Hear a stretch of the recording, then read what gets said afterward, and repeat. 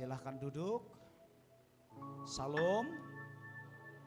Baik Bapak Ibu, tema untuk Natal kita sama seperti tema umum di PGI, Persekutuan Gereja-Gereja Indonesia. Sama juga dengan tema KWI, yaitu komunitas wali ya, atau khususnya untuk Katolik. Jadi baik Katolik maupun Persekutuan Gereja Indonesia, tema Natalnya sama, yaitu kemuliaan bagi Allah dan damai sejahtera di bumi. Tertulis dalam Lukas pasal yang kedua, bisa dibantu oleh multimedia. PowerPoint-nya akan saya sampaikan besok, karena acara kita malam ini padat, jadi mudah-mudahan pesan poin pertama malam ini bisa sampai kepada kita.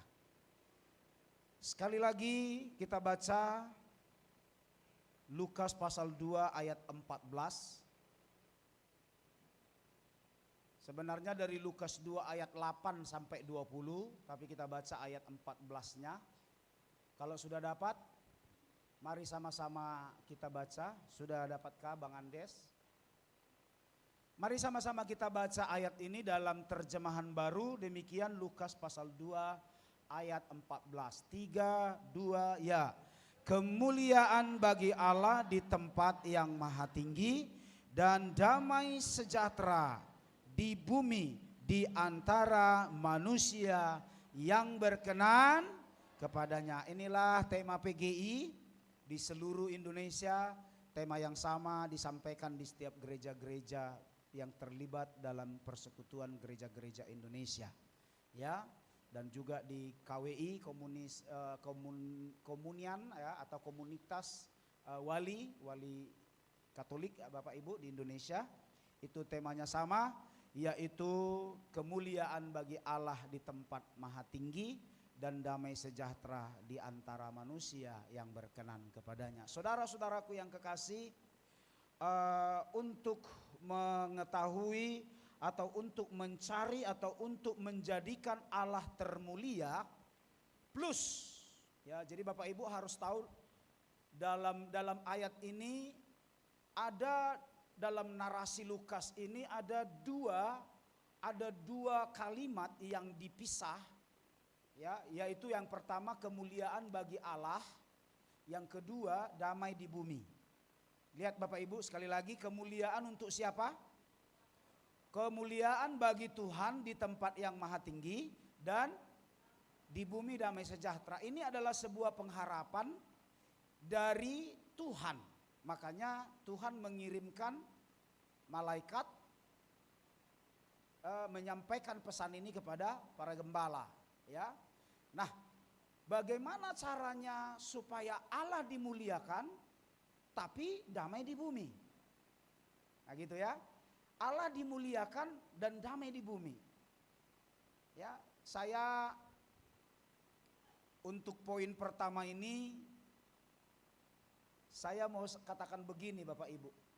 Saya punya kerinduan supaya setiap jemaat malam hari ini, di Natal ini sampai di tahun baru, sampai di tahun berikutnya, saya ingin Bapak Ibu beri saya hadiah.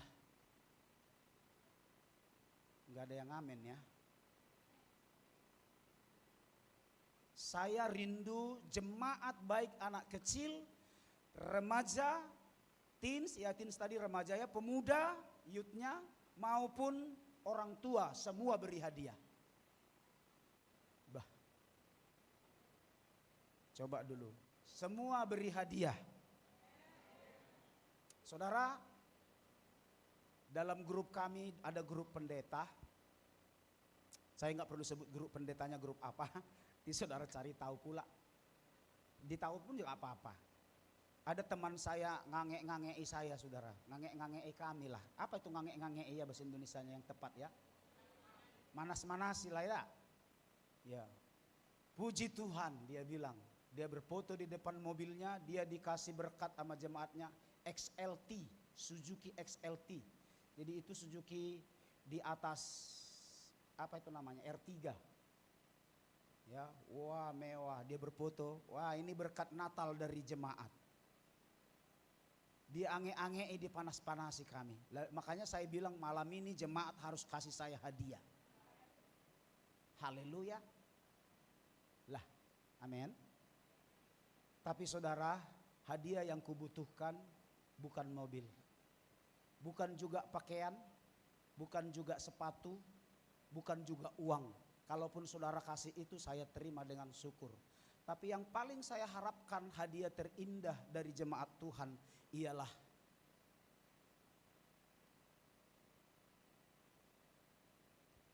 apa ya? Hadiah yang paling saya harapkan dari jemaat Tuhan ialah satu. Ada 3 yang akan saya bagi, besok 2, 1 malam ini. Hadiah yang paling saya inginkan dari Bapak Ibu jemaat Tuhan, yang pertama, jangan pernah tinggalkan Yesus demi apapun. Jadi jangan kaget, gak usah mikir nanti langsung membobol rekeningnya kasih saya mobil. Karena hadiah yang saya harapkan paling utama, kalau misalnya ada teman saya dikasih baju, dia pamer ke kami. Ada teman saya dikasih motor, dia pamer ke kami. Ada teman saya ada yang bangunkan rumah, dia pamer ke kami. Ya, Pak Manurung udah bangun pastori belum? Saya dikasih jemaat rumah katanya, bagus. Tapi yang paling saya harapkan dari jemaat kita yang sederhana ekonominya ini ialah jangan pernah tinggalkan Yesus demi apapun. Itu hadiah pertama. Besok 2 lagi hadiahnya. Nah, alasan saya menyampaikan hadiah ini Bapak Ibu, biar ini menjadi hadiah terindah ialah, boleh naik ke atas Bang Andes ayat 11-nya. Karena narasi yang disampaikan Lukas ini kejadiannya ialah di saat malaikat menjumpai para gembala di padang gurun, ya, mereka sedang menggembalakan kambing domba. Nah, waktu mereka menggembalakan kambing domba, malaikat datang, ada pesan yang disampaikan. Ayatnya yang ke-11. Ya, kita baca sama-sama. 3, 2 ya. Hari ini, yuk kuat dong. Masa kalah suara saudara dengan saya? 3, 2 ya. Hari ini telah lahir bagimu juru selamat, yaitu Kristus Tuhan di kota Daud. Itulah sebabnya saya katakan saya ingin ada pemberian terindah dari jemaat Tuhan. Dan saudara kalau baca Yakobus 1 ayat 17. Yakobus 1 ayat 17 tulis begini. Setiap pemberian, kebetulan ini adalah tema Marga Siregar kemarin di Natal. Setiap pemberian yang baik dan setiap anugerah yang sempurna, ya, setiap pemberian yang baik dan setiap anugerah itu kalau kita bungkus, kalau kita satukan itu artinya setiap kado, ya, setiap hadiah, ya, setiap hadiah yang sempurna itu datangnya dari atas, datangnya dari Tuhan. Jadi hadiah yang baik yang datangnya dari Tuhan yang diharapkan oleh seorang gembala ialah supaya jemaat setia kepada Yesus. Kenapa saudara-saudara? Karena Bapak Ibu bisa bayangkan, saudara-saudara bisa bayangkan betapa lelahnya kita di bulan Desember. Saya Bapak Ibu apalagi karena ikut dalam kepengurusan BPD, ya, saya harus melayani beberapa tempat. Bahkan di bulan ini saudara saya harus melayani Natal ke Bengkulu. Ya, saya waktu pergi ke Bengkulu Bapak Ibu saya hitung waktunya. Dari sini saya berangkat jam 2, Natal di tempat Kak Ros, jam 7 saya berangkat dari tempat Kak Ros, itu besoknya baru jam 5 sore nyampe. Saya pikir lebih jauh dari ke Medan. Karena dari Bengkulu dia masih naik ke kota Manna. Manna itu sudah masuk perbatasan selatan, tapi di bagian barat, di bagian pantai. Saya bilang sama mereka, waduh ternyata ke kota kalian ini sudah lebih jauh dari ke Medan. Karena kalau ke Medan masih bisa naik tol dari Pekanbaru ke Dumai. Ya. Dan habis itu juga saudara saya harus pelayanan kemana-mana. Dan saudara-saudaraku di dalam setiap pelayanan-pelayanan yang saya lihat Bapak Ibu, orang itu capek, lelah. Ya, bahkan mulai dari tanggal 1 Desember sampai tanggal 24, besok lagi 25. Bahkan terakhir saya nanti akan melayani lagi di Simpang Granit. Ya, ada Natal Oikumene tanggal 28. Mereka masih Natal Oikumene. Artinya saya bilang begini, begitu lelahnya orang, begitu lelahnya kita menyambut hari kedatangan Tuhan. Dan tapi secara fisik lelah, tapi kita bersuka cita. Kenapa kita bersuka cita jemaat Tuhan? Karena ada satu peristiwa. Ada satu peristiwa yang membuat manusia mengenang 25 Desember itu. Peristiwa apa? Peristiwa lahirnya seorang bayi, dan bayi itu bukan manusia, tapi Tuhan yang mau jadi manusia. Peristiwa itulah yang membuat orang mau capek. Peristiwa itulah membuat orang mau berkorban.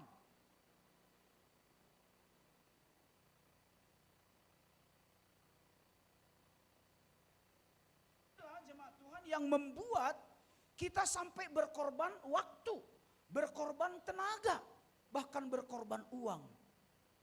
Betul nggak? Ya, Bapak Sintua kita Amang Tulang Siregar, berapa punguan yang diikuti Natal? Siregar, Simatupang, Simanjunta, Borbor, Natal sekolah, Natal STM, Natal apa lagi? Gerejanya ada berapa? Di gereja ini ada Natal sekolah minggu, Natal. Bayangkan, setiap Natal itu juga menuntut dana, betul nggak? Termasuk di gereja ini kita nuntut dana, betul? Cuma saya heran Bapak Ibu, yang terdaftar jemaat kita 66. Kakak kok 36 yang kasih uang Natal?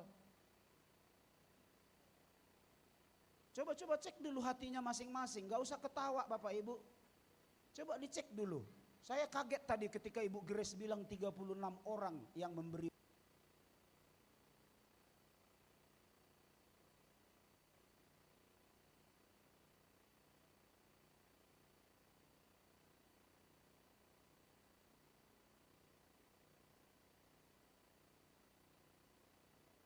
Cek.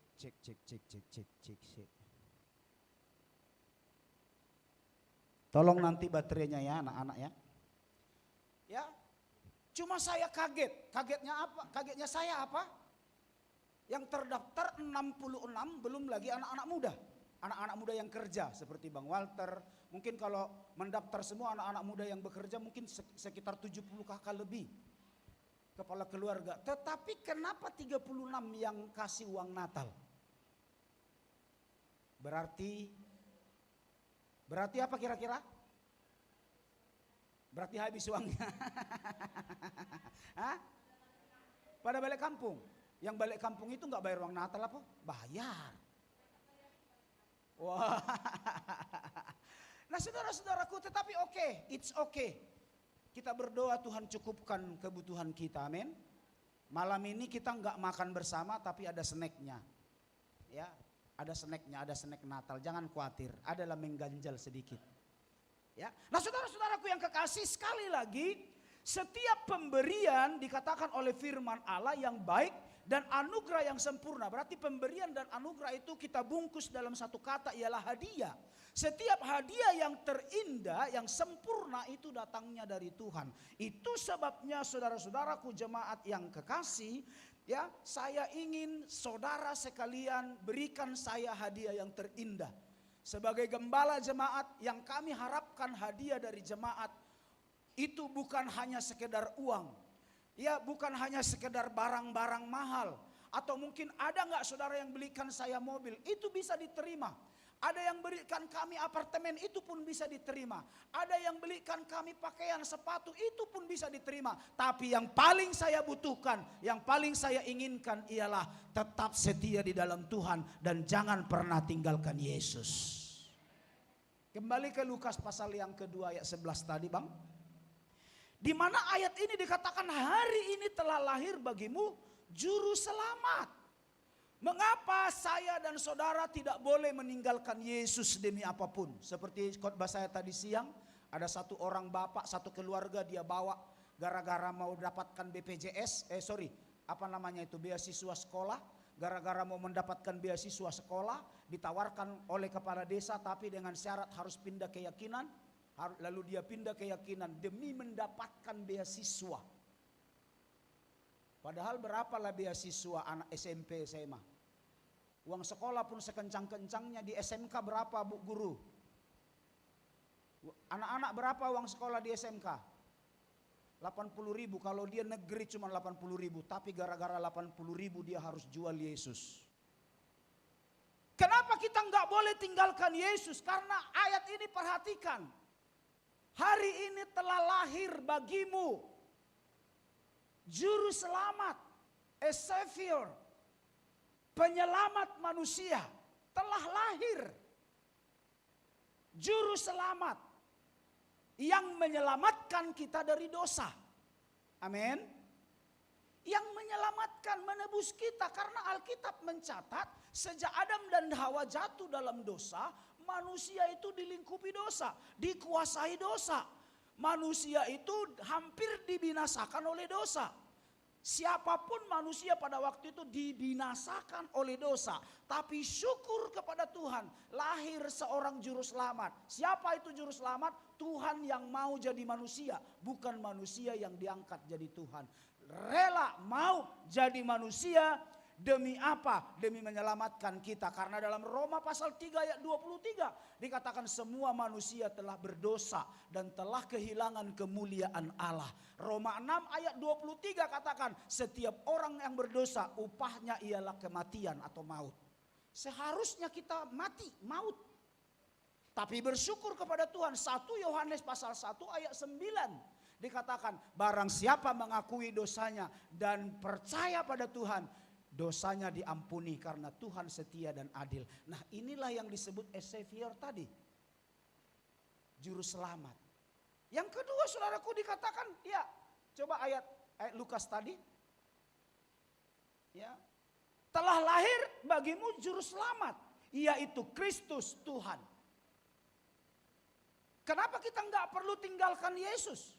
Karena Tuhan yang kita sembah itu, Yesus yang kita sembah itu menjadi penguasa atas hidup kita. Kenapa?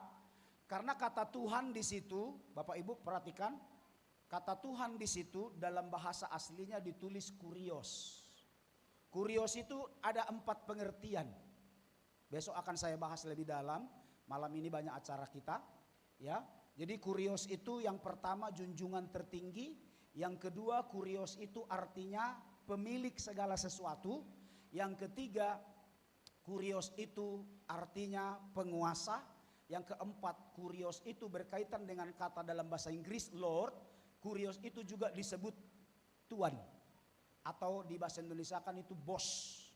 Orang yang menguasai kita. Itu sebabnya sekali lagi hadiah terindah yang saya inginkan, yang kami gembala inginkan, yang kami majelis inginkan ialah tetap setia di dalam Tuhan apapun yang terjadi. Amin. Jangan pernah tinggalkan Yesus demi apapun. Karena dia adalah juru selamat. Dia juga kurios yang akan menguasai hidup kita satu persatu. Sampai Tuhan Yesus datang kali yang kedua. Biarlah jemaat terus berjuang dan mempertahankan Yesus sebagai juru selamatnya. Apalagi anak-anak muda. Oke, anak-anak. Anak kecil, angkat tangannya, anak muda. Jangan pernah tinggalkan Yesus. Itu hadiah paling baik. Bapak Ibu, kalau ada misalnya anak muda kita tinggalkan Yesus, itu sesuatu yang menciderai gembala. Itu membuat kami teriris. Itu sebabnya jangan pernah tinggalkan Yesus demi apapun. Itu harapan kami dan itulah hadiah yang paling saya harapkan. Mau malam ini semua kasih hadiah? Lah, mau malam ini semua kasih hadiah?